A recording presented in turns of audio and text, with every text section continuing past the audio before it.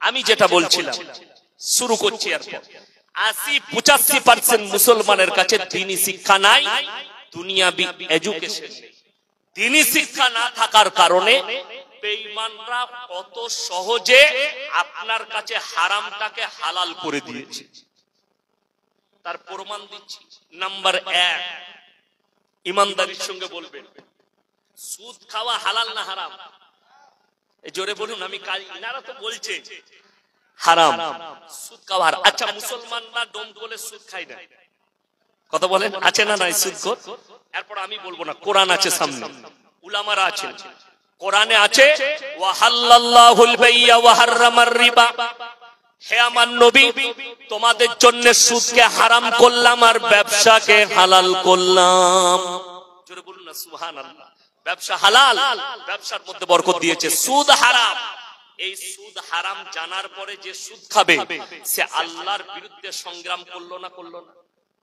এরপর চলুন, আল্লাহর নবী হাদিস বর্ণনা করেছেন, হে আমার সাহাবীরা শোনো, কেউ যদি 1 টাকা সুদ খায় নিজের মায়ের সঙ্গে 36 বার জিনা করার সমান পাপ হবে। রাসূল বললেন মায়ের সঙ্গে জিনা করার পাপ হবে, তাহলে সে নবীজির সঙ্গে সংগ্রাম করলো না করলো না? আচ্ছা, এই লোকটা মুসলমান বলা যাবে? আপনি ভেবে দেখুন, যে জেনে শুনে সুদ হারাম কোরআনে আল্লাহ বলে দিয়েছে সুদ খাওয়া যাবে না, তখন আপনি যখন সুদ খাচ্ছেন আপনি আল্লাহর বিরুদ্ধে জেনে শুনে সংগ্রাম করলেন। এই লোকটা মুসলমান হওয়া বড় কঠিন, একে মুসলমান বলাটাও আমাদের জন্য বড় কঠিন। কিন্তু অথচ আপনার এই পাড়ায় মসজিদ এত সুন্দর বানিয়েছেন, কেউ যদি মদ খেয়ে প্রবেশ করে তাকে পাড়ার লোকেরা ঢুকতে দিবে না, বেঁধে মারবে? মারবে। মদ খেয়ে ঢোকা যাবে না, গাঁজা খেয়ে ঢোকা যাবে না। কিন্তু দুঃখ লাগে জুম্মার দিনে সাদা জামা পরে আতর লাগিয়ে সুদখোররা ফাঁস কাতারে গিয়ে নামাজ পড়ে আমাদের দেশে। শুধু আপনাদের ডোমকলে, ঠিক বললাম না ভুল বললাম? এইটাই হচ্ছে দুঃখের বিষয়, বেদনার বিষয়। সুদ হারাম জেনে আপনি সুদ ছাড়তে পারছেন না, আপনি মুমিন কি করে থাকতে পারেন, মুসলমান কি করে থাকতে পারেন, এটা আপনি নিজে চিন্তাধারা নিবেন। আমি জানি ইমাম সাহেবরা সুদের বয়ান করলে সুদখোররা তারপরের দিন চেষ্টা করে ইমামকে কিভাবে তাড়ানো যায়। ঠিক বললাম না ভুল বললাম? কিন্তু আমার চাকরি যাবার ভয় আছে? আমার চাকরি যাবার ভয় নাই। আমাকে যদি বলেন হুজুর সুদের বয়ান করবেন না, গাড়ি রেডি আছে, নিয়ে আয়, চাপবো, বেরিয়ে যাবো, তুমি বুঝলে, আবার মুমিনপুরে আসবো, এইটাই বলবো, আমাকে আটকাতে পারবে না। কেন? আমার চাকরি যাবার ভয় নেই। বড় কষ্টের বিষয়, আপনি আমাকে গালি দিতে পারেন, আপনি আমার মাকে গালি দিতে পারেন, আমার বাবাকে গালি দিতে পারেন। আল্লাহর কসম খেয়ে বলছি, কোরআনের জের সবর পাল্টাবার ক্ষমতা পৃথিবীর কোন শক্তি নেই। কোরআনের আয়াতকে পাল্টাতে কেউ পারবে? রাসূলের হাদিসকে পরিবর্তন করতে পারবে? ক্ষমতা নেই। অর্থাৎ মাথা নত করে কোরআনের কথাকে মেনে নাও। যখন হাদিসে বলা হয়েছে হারাম, তা আমি খাবো না। রুজির মালিক সকলে বলুন কে? আল্লাহ। তার একটা দলিল দিচ্ছি, এইখানেই দলিল দিয়ে যাব ডোমকল। আমরা মৌলবীরা, ইমামরা গরিবের ছেলে, কি বলছে, মাদ্রাসায় শিক্ষক করি, কেউ ইমামতি, আমাদের কাছে কোটি টাকার ব্যালেন্স নেই।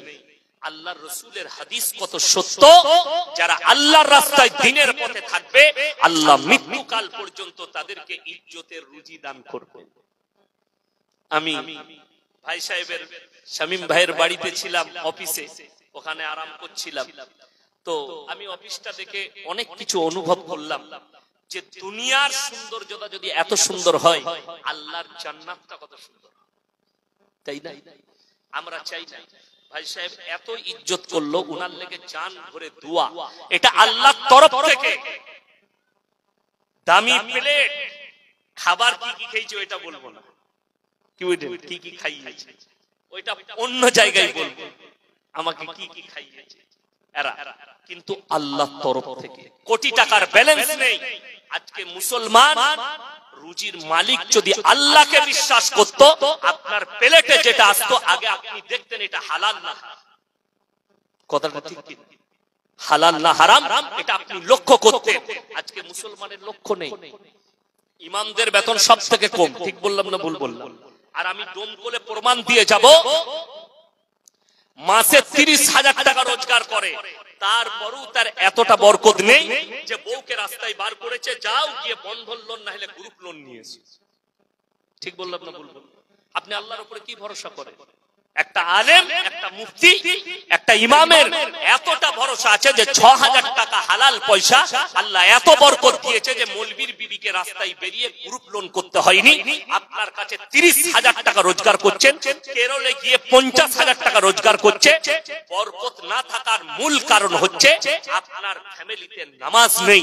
আল্লাহ রাসূলের হাদিস, যারা ৫ ওয়াক্তের নামাজি হবে মৃত্যুকাল পর্যন্ত আল্লাহ তাদের রুজিতে কোনোদিন কমি দিবে না। জোরে বলুন সুবহানাল্লাহ। আপনি নামাজি হন, আপনার ফ্যামিলিকে বলুন নামাজ পড়তে, আপনার রুজিতে কোনোদিন কমি দিবেন না।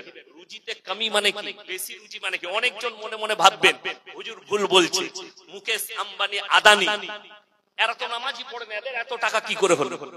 বলবেন না? বলবেন। শুনেলেন, শামীম ভাইয়ের টাকা আর আদানির টাকা দুটোর মধ্যে পার্থক্য আছে। পার্থক্যটা কি? তার কাছে হারাম হালালের বিচার নেই, আছে, কিন্তু শামীম ভাইকে বিচার করতে হবে, হবে না? হবে না? হারাম আর হালালে।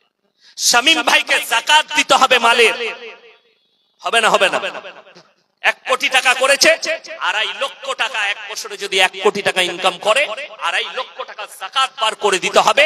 ৯৭.৫ লক্ষ টাকা হালাল টাকা, খাঁটি টাকা, যেভাবে পারবে খাও, খাসি মুরগি হালাল। কিন্তু আম্বানির যাকাত আছে, আদানির যাকাত আছে, তাদের হারাম হালাল আছে, ওগুলো কিছুই না। আচ্ছা, আম্বানির এত টাকা, সে মনে হয় ই খায়, সোনার মুরগি খায়, তাই তো? সোনার মুরগি খাওয়া যায়, আলমারিতে রাখা যায়, তাই না?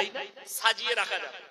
প্লেটটা তার সোনার হতে পারে, আপনার প্লেটটা কাঁচের হতে পারে। সোনা প্লেট, চামচটা রূপোর হতে পারে, আপনার চামচটা স্টিলের হতে পারে। খাবার কিন্তু একই, খালি প্লেটটা আলাদা। রুজি কে মাপেন? সকলে বলুন আল্লাহ। আমি বোম্বেতে ৪ মাস আগে সফর করেছিলাম। একজন বললে হুজুর আমার বাড়িতে দাও।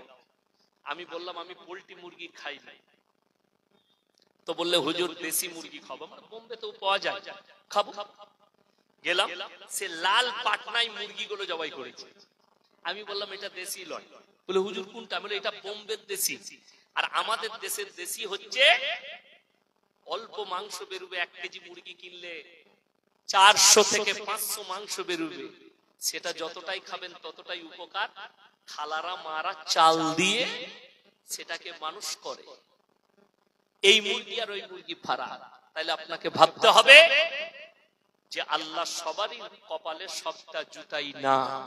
যদি টাকাই মানুষ সুখী হতো, টাকাই যদি রুজি পাওয়া যেত, টাকাই যদি ইজ্জত পাওয়া যেত, তাইলে ভেবে দেখুন, একবার সকালবেলায় ট্রেন ধরে চলে যান বহরমপুর থেকে কলকাতায়, প্রেসিডেন্টই জেলে গিয়ে পার্থবাবুকে জিজ্ঞেস করুন স্যার টাকায় কত?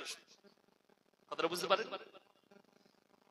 মিডিয়ারা বলছে উনার গার্লফ্রেন্ডের ঘর থেকে ২৫০ কোটি টাকা বেরিয়েছে, কিন্তু জেলেতে ডাল আর ভাত খেতে হচ্ছে। আপনি কলকাতায় দেখতে পাবেন কোটি টাকার মালিক কোটি টাকার ফ্ল্যাটে বাস করে, রাত ২টোর সময় মদ খেয়ে ঢুকছে আর বউ শুয়ে আছে কুকুরের সাথে, আর সে মদ খেয়ে এসে জামা প্যান্ট খুলে দিয়ে আন্ডার প্যান্ট পরে সুপার উপরে। আর আপনি ডোমকলে গ্রামে বাস করছেন, বাজারে সারা দিন ব্যবসা করে এশার নামাজ পড়ে বিবির সঙ্গে এক টেবিলে এক দস্তরখানে খানা খেয়ে ফজর পর্যন্ত বিবির গলায় হাত দিয়ে ঘুমিয়েছেন। খাবারটা মেটার নয়, বিবির গলায় ফজর পর্যন্ত হাত রেখে ঘুমাতে পেরেছেন জড়িয়ে ধরে। আপনি সিজদায় পড়ে কাঁদুন, আল্লাহ আমার থেকে দামি সুখী পৃথিবীতে। আপনি ভাবতেই অনুভবই করতে পারবেন। আমরা অনুভব করি না, আমরা মেটার করি। মাদ্রাসায় আমাদের কি তরকারি হয়? ঘ্যাঁ, পুঁইশাক, আলু ঘ্যাঁ। আমি মাদ্রাসায় খানা খাই না, অনেকগুলো কারণ আছে, তার কারণে খাই না মাদ্রাসায়। আমি ঘর থেকে খেয়ে এসে মাদ্রাসার কাছেই বাড়ি, বাড়ি থেকে খাই, মাদ্রাসায় ক্লাস করি। চাটাও সকালবেলায় বাড়িতে বিবির হাতে খেয়ে আসি, দিয়ে স্কুটি নিয়ে এসে মাদ্রাসায় ক্লাস করি, আবার চলে যাই গোসল করে খানা খেয়ে আবার জোহরের পরে ক্লাস মাদ্রাসায় খাই। তার অনেকগুলো কারণ আছে। মেন কারণ হচ্ছে একদিন হঠাৎ করে একজন ব্যক্তি এলো আমাদের এলাকার, হুজুর ছেলেদিকে বিরিয়ানি খাওয়াবো। আমাদের দেশে বিরিয়ানি বেশি চলে। আলহামদুলিল্লাহ, আমার যিনি বোর্ডিং সুপার আছে তাকে বললাম ফদ্দ করে দাও, কি কি লাগবে। এতগুলো ছাত্র আছে, 250-300 জন যা আছে বানিয়ে দাও, কত কি লাগবে। আমার পাশে বসে আছে, আমি বললাম ভাই একটা কথা জিজ্ঞেস করবো? বললে হুজুর বলুন। আমি বললাম কোন খুশিতে খাওয়াচ্ছ? বলছে কেউ কি বলবেন না হুজুর, লটারিতে 4 লাখ পড়েছে। আমরা তোবা তোবা তোবা, লটারির টাকা আমাদেরকে।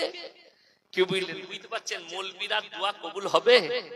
কেউ বললেন কতটা ভালো। যেমন আপনারা 1 বছর আগে দেখেছেন মোবাইলে, বাংলাদেশের এক চাচা বয়স হয়ে গেছে, সে মসজিদে ঢুকে দোয়া করছে, আল্লাহ গো একটা লটারির টিকিট কেটেছি, আল্লাহ 1 কোটি ফেলি দিও, জীবন আর তোমার ঘর থেকে বেরোবো না। এই দোয়া কখনো কবুল হয়? আচ্ছা লটারি হারাম না হালাল? আপনাকে ডোমকল বাজারে দেখিয়ে দেবো, মুসলমান লটারি কাটছে, মুসলমান লটারি বেচছে। ঠিক বললাম না ভুল বললাম? বেলা। এরপর দুঃখটা ওই জায়গায়, কেউ যদি বলেন হুজুর ভাঙিয়ে বলুন হাদিস কোরআন থেকে লটারি কেন হারাম? ভাগ্যের মালিক সকলে বলুন কে? আল্লাহ।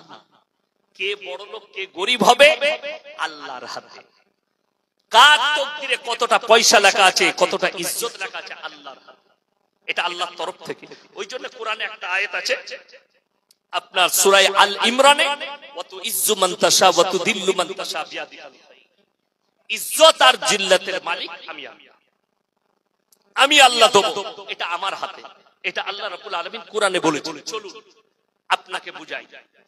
আপনি সকাল বেলায় যদি হাওড়া স্টেশনে নামেন, 1 নম্বর 2 নম্বর 3 নম্বর 4 নম্বর 5 নম্বর 6 নম্বর 7 নম্বর 8 নম্বর এতটা পর্যন্ত যারা নামে, বেশিরভাগ 1 নম্বর প্ল্যাটফর্মে হাওড়া ব্রিজের উপর দিকে উঠে, ওখানে টেস্টি পাওয়া যায়। তো আপনি যখনই গেট থেকে বেরোবেন, ডান দিকে 2-4টা লোক বসে থাকে, মাথায় সরষের তেল লাগিয়ে চুলগুলো আঁচুড়েছে, সরষের তেল, দামি তেল পাই না, আর শিরা চট বিছিয়ে দিয়ে বসে আছে। পাশে একটা ভাঙা অ্যাটার্জি খুলেছে, অ্যাটার্জির ভেতরে কি আছে? খালি আংটির পাথর। সামনে একটা ফল নামানো আছে, মানে অনেক কিছু ডিজাইন করা আছে। ওইখানে একটা গোল চক্র রাখা আছে, সে ভবিষ্যৎ বলে লোকে, তার নাম জ্যোতিষী। দেখেন হাত দেখে বলে তোমার কি রোগ হয়েছে, তোমার কিরকম যাচ্ছে।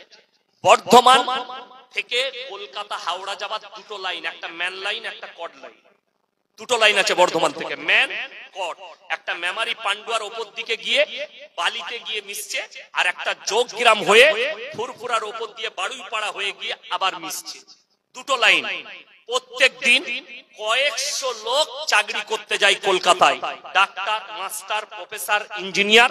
কলকাতায় 8টার সময় বর্ধমান থেকে একটা সুপার লোকাল ছাড়ে, মানে কোথাও দাঁড়ায় না, একবারই হাওড়ায়। ওটাই খালি চাকরিজীবী আর ব্যবসায়ীরা যায় সকালবেলায়। যখন ওখানে নামছে, 50,000 টাকা 1 লাখ টাকা বেতন পায়। গিয়ে বলছে বাবা আমার হাতটা দেখো। বিরাট গোলমাল তো, তোমার ভাগ্য খারাপ যাচ্ছে, তোমার প্রমোশন হচ্ছে, কি করতে হবে? বলে আংটির পাথরটা নিয়ে যাও, তোমার ভাগ্যটা ফিরে যাবে। যে লিখছে সে 1 লাখ টাকা বেতন পায়, যে দিচ্ছে সে ছিঁড়া চটে বসে আছে।